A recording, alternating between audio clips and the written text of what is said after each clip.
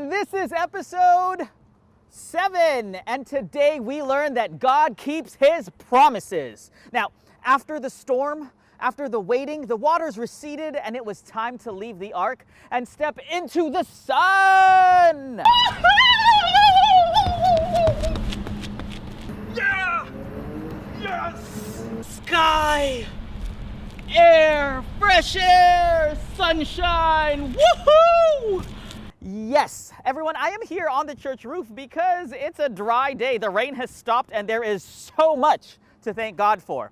Last episode, we saw how God allowed the rain to stop and how He stopped the water from rushing forth from beneath the oceans. We saw how He allowed the water levels to go down and for the ark to rest on the mountains of Ararat. We learned how the birds were signs and reminders of the hope that things would be the way they should again, and it finally happened. Genesis 8 tells us that God gave the final instructions to Noah and his family, that everything was dry and safe again. This is from verses 18 and 19. So Noah came out of the ark. His sons and his wife and his sons' wives were with him, and all the animals came out of the ark. The creatures that move along the ground also came out, and so did all the birds. Everything that moves on land came out of the ark, one after another. All the kinds and types of animals that were inside the ark with Noah were set loose on the earth again, able to have offspring, little baby animals to fill the earth and bring God's good creation. Now, after going through such an ordeal, I'm sure there were lots of things that Noah and his family would have wanted to do. Similarly, I know the first time I went out to a restaurant after all this pandemic stuff, I was just so thrilled to be able to do that. Some people were so excited to get haircuts or have safe play dates. For Noah, the first thing he did was to worship God. Noah built an altar, a special platform to honor God and worship Him. He took some of the clean animals, the animals that God set apart for worship, and Noah sacrificed them on the altar as a way of saying, "Thank you.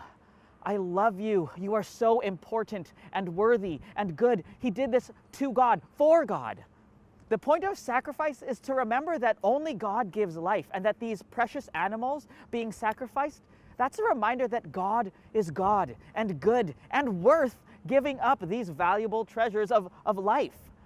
That should be a reminder to us too, because all too often when things are going good and well, it's easy to forget the help that we receive, especially the help and comfort from God.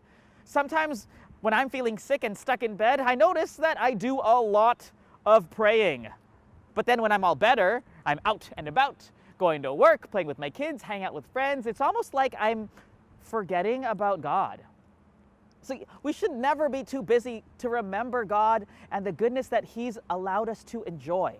Sometimes we feel like the list of good things from God isn't very long, and that we have more things to be sad or upset and complain about than what's on the list of good and wonderful things that God has done for us.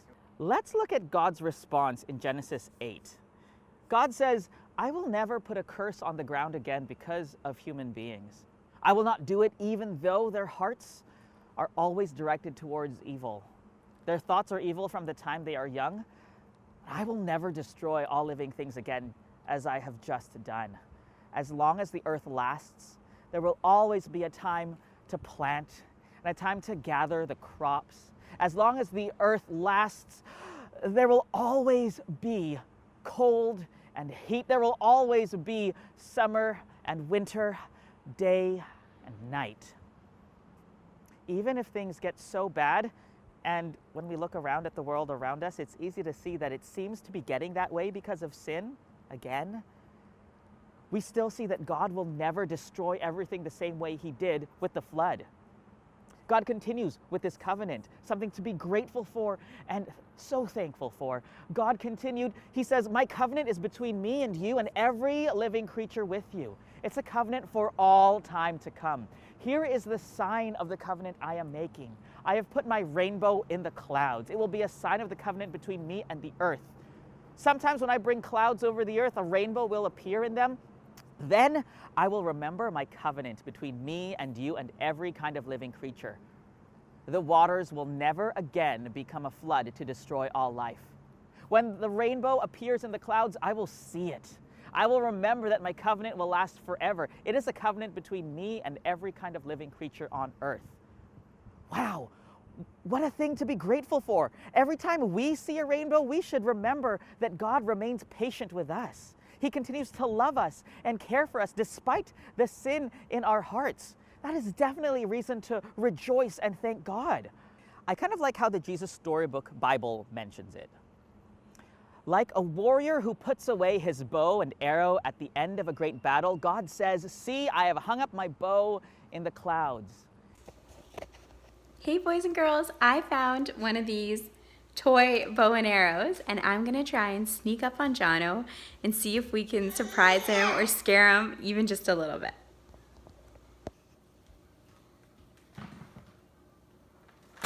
Hey! Jono? Yeah?